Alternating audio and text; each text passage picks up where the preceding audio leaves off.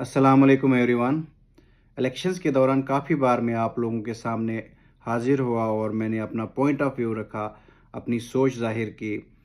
और जब अब रिज़ल्ट्स आ चुके हैं, मैं सबसे पहले कॉन्ग्रेचुलेशंस करना चाहूँगा नेशनल कॉन्फ्रेंस को, जिन्होंने बानीहाल की सीट भी जीती और उसके बाद ओवरऑल जो है कश्मीर की जितनी भी कश्मीर वैली की सीट से लगभग 90% सीट्स वो जीते। और उसके बाद बीजेपी ने भी अच्छा परफॉर्म किया है। बीजेपी ने जम्मू डिवीज़न स्वीप किया, लगभग जम्मू के 2-4 जो डिस्ट्रिक्ट है एडजेसेंट टू जम्मू, वहाँ पे उन्होंने क्लीन स्वीप किया। चिनाब रीजन में भी अच्छी परफॉर्मेंस एक्सेप्ट रामबन डिस्ट्रिक्ट, जहाँ पे दोनों नेशनल कॉन्फ्रेंस ले गई सीट्स। और उसके बाद जहाँ डोडा भद्रवा किश्तवाड़, वहाँ से लगभग 4 सीट्स बीजेपी को गई।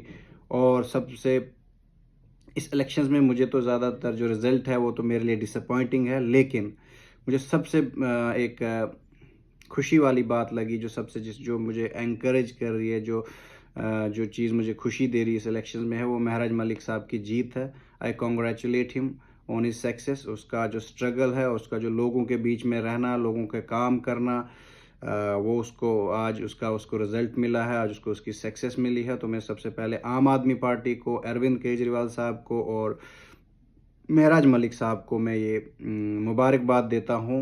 और जो अरविंद केजरीवाल साहब की सोच थी, एक स्कूल्स को बेहतर करने की, हॉस्पिटल्स को बेहतर करने की, बेसिक फैसिलिटीज़, फ्री बिजली, और आपकी जो बेसिक फैसिलिटीज़ है आपके डोर स्टेप पे होंगे, आपको किसी ऑफिस में नहीं जाना है, बल्कि ऑफिस वाले आप लोगों के पास आएंगे आपको डिलीवरी देने, सर्विसेज देने।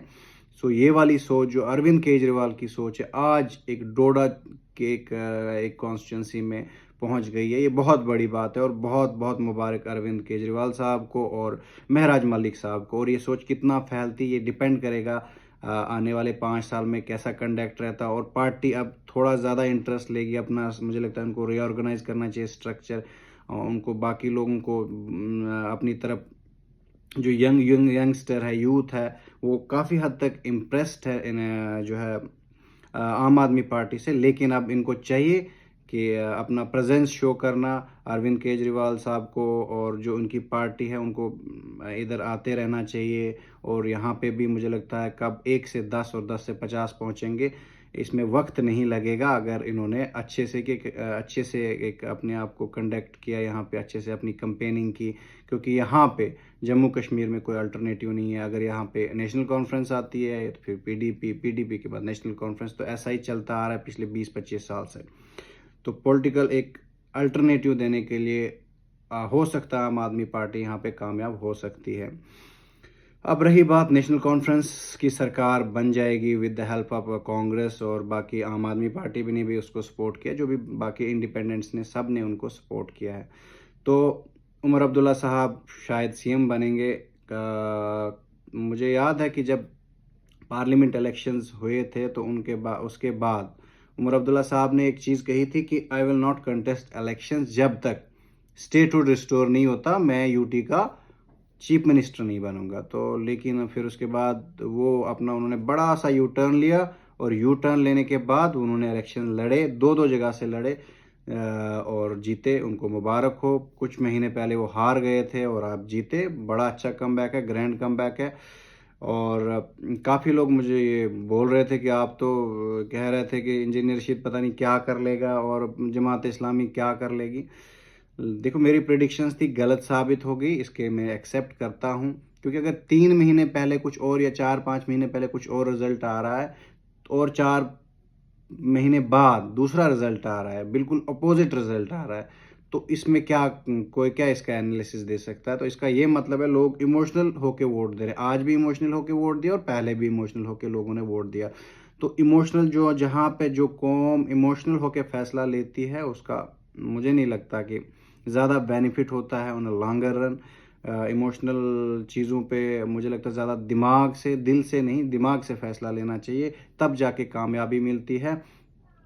और एनसीक ने जो प्रोपेगेंडा किया इंजीनियर रशीद के खिलाफ कि ये जी सेंटर का है, स्पॉन्सर्ड है, ये है, एजेंसीज का बंदा है, तो वो काफ़ी हद तक वो सेल कर पाए और उसमें कामयाब रहे। चलो अब देखते हैं उमर अब्दुल्ला साहब की परफॉर्मेंस कैसी रहती है। उमर अब्दुल्ला साहब ने जो 3 महीने के अंदर 2 लाख जॉब्स 1 लाख जॉब्स की बात की है, पीएसए को रिवोक करने की बात की है, और उसके बाद 200 यूनिट्स की 400 यूनिट्स तक इलेक्ट्रिसिटी फ्री की बात की है। देखते हैं हम अब ये कर पाते हैं नहीं कर पाते हैं।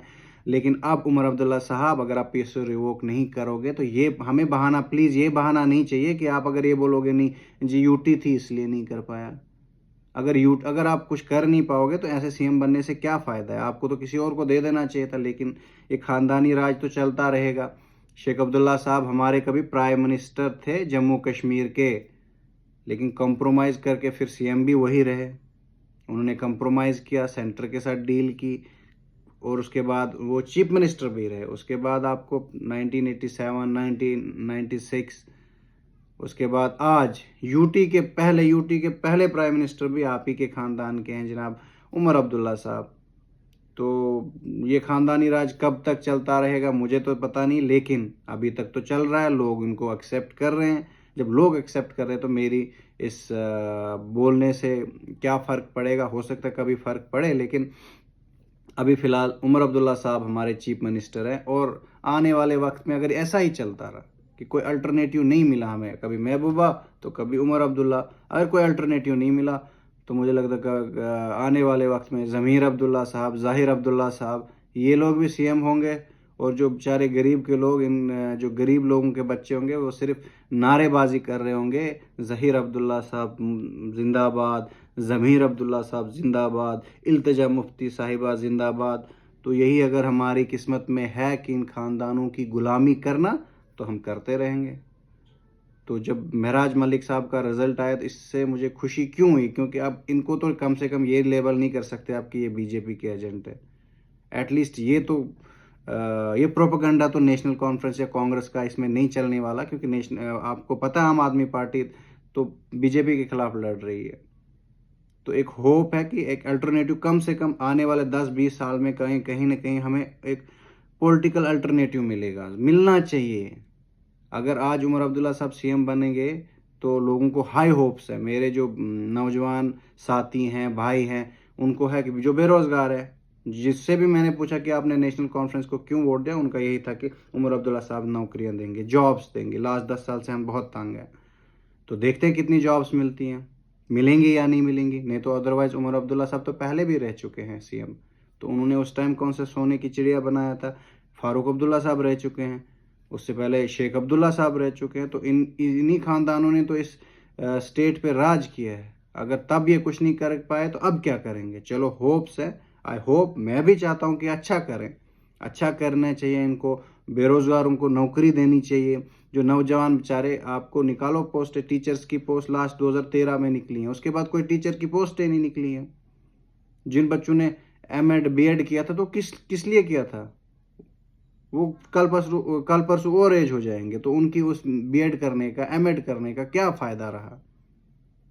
तो इस चीज़ को आई होप कि ये जो बेरोज़गारी होगी वो कम करेंगे। स्टेट गवर्नमेंट आ रही है better than this LG rule obviously, क्योंकि जो एलजी रूल में जो है सारी चीज़ें ब्यूरोक्रेट्स के हाथ में हैं, तो वो क्यों सुनेंगे किसी की। अब जो एमएलए इलेक्टेड है उसको सुनना पड़ता है, क्योंकि उसको पता है 5 साल बाद मुझे जाना है लोगों के बीच में। तो आई होप और I wish best of luck to Omar Abdullah साहब और नेशनल कॉन्फ्रेंस कि वो अच्छा परफॉर्म करेंगे। और रही बात बानिहाल की, तो बानिहाल में हमने पीडीपी को नहीं सपोर्ट किया था, हमने इम्तियाज़ शान साहब को सपोर्ट किया था, उनकी शख्सियत को सपोर्ट किया था, क्योंकि उन्होंने कहा था कि हम ये चीज़ें करेंगे। और जो प्रोजेक्ट्स में बच्चों को, लड़कों को, नौजवानों को रोज़गार देने की बात की थी, इस बात पे हम लोगों ने उसको सपोर्ट किया था। अब दूसरे नंबर पे रहे, और हमारा जो मेन रीज़न था मुझे लगता है जहाँ तक हारने का, वो ये रहा कि विकार रसूल साहब बानिहाल से बिल्कुल कम हो गए, बिल्कुल कम रहे। और बानिहाल की आवाम को मैं एक तो सल्यूट करना चाहता हूँ, जो मेन बानिहाल टाउन की लोग हैं, उन्होंने डिसीजन लिया कि नहीं, हमने सीट बाहर जाने नहीं देनी। उनको पता था कि अगर यहाँ से विकार रसूल वानी और सजाद शाहीन बराबर रहेंगे तो इम्तियाज़ शान सीट ले जाएगा। तो उन्होंने डिसाइड किया कि हमारे यहाँ से सीट जो है बानिहाल ही रहनी चाहिए, ना गूल जानी चाहिए, ना पहाड़ जानी चाहिए। और मैं तो पहले से बात कर रहा था, ये जो हमारी कॉन्स्टिट्यूंसी है ये 3 पार्ट्स में डिवाइडेड है, बानिहाल, गूल और पहाड़ी बेल्ट। न कभी पहाड़ी बेल्ट के किसी कैंडिडेट को 1000-1500 से ज़्यादा वोट नहीं मिले हैं। बशीर उनियाल साहब वॉज एक्सेप्शन, जिनको कोई 2500-3000 वोट मिले थे। उससे पहले मौलवी अब्दुल रशीद साहब हों, शौकत डेंग साहब हों। हिस्ट्री के आप 50-60 सालों की हिस्ट्री में आप उठा लीजिए, आप रिजल्ट्स को देखो, कभी भी हमारे बानिहाल के भाइयों ने ये नहीं वोट नहीं दिया है किसी पहाड़ी को। ना ही आज गूल वाले जो पहली बार इनके साथ हमारी कॉन्स्टिट्यूंसी आई तो उनको भी वोट नहीं दिया। गूल से कितने वोट गए? 12,000 वोट किसको गए? बानिहाल के कैंडिडेट्स को गए। लेकिन गूल वाले कैंडिडेट को प्रॉपर बानिहाल से 975 वोट मिले। तो ये उनकी यूनिटी को मैं सल्यूट करूंगा। या तो फिर मैं सोचता हूँ जब अगर वो लोग वोट नहीं दे रहे तो बाकी लोगों को यूनाइट होना चाहिए, पहाड़ को यूनाइट होना चाहिए, गूल को यूनाइट होना चाहिए। अगर रीजनल बेस पे ही लड़ना है तो आप लोग क्यों इसका विक्टिम बने रहोगे? 2002 में लास्ट टाइम मौलाना अब्दुल रशीद साहब जीते थे, उसके बाद कौन? 2008 में हारे मौलाना अब्दुल रशीद साहब, 2014 में बशीर उनियाल साहब, 2024 में इम्तियाज शान साहब, अब 29, उसके बाद क्या पता। ऐसा ही चलता रहेगा। अगर ये लोग डिसाइड करते रहेंगे, हम लोगों को सिर्फ गाड़ियां ले लेके बानिहाल या गूल पहुंचना है। हमारे वहाँ तो कोई, इस बार तो हमारे यहाँ से कोई रिप्रेजेंटेशन ही नहीं थी पहाड़ी बेल्ट से। चलो, मैं उम्मीद करता हूँ जो शुजात शाहीन साहब जीत गए हैं उनको मुबारक, और काम करें। हम जितना सपोर्ट, अगर मतलब पहाड़ी लोग इनको सपोर्ट करेंगे, बिल्कुल वोट भी दिया है उनको तो, लेकिन उनको काम भी करना चाहिए। अगर काम करेंगे आगे भी इनके चांसेस बन सकते हैं। अगर नहीं करेंगे तो फिर वक्त बदलता है, ये 5 साल कब ऐसे निकल जाए किसी को कोई पता नहीं। शुक्रिया।